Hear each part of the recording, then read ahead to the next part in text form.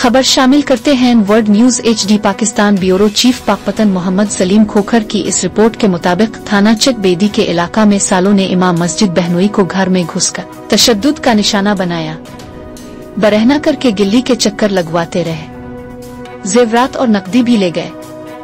पाकपतन थाना चक बेदी के इलाका 22 SP पिलबामनी के रिहायशी इमाम मस्जिद हाफिज हसन रजा के सालों अब्दुल कयूम, अब्दुल शकूर, अब्दुल हफीज और उनके साथी उसामा वगैरह ने रात को घर में दाखिल हैकर हसन रजा को बरहना करके तशद्दुद का निशाना बनाया और गिल्ली में चक्कर लगवाते रहे, जाते हुए कीमती जेवरात मोबाइल फोन 1,70,000 रुपए और उसकी बीवी को भी साथ ले गए। हाफिज हसन रजा ने DPO पाकपतन और वजीर आला से इंसाफ की अपील की है।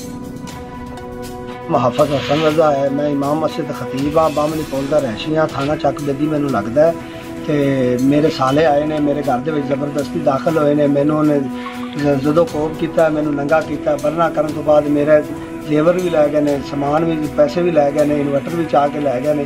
तो मेरी आला हुकाम से अपील है कि DPO साहब और वजीर आला दे कि मैनू इंसाफ दिलाया जाए।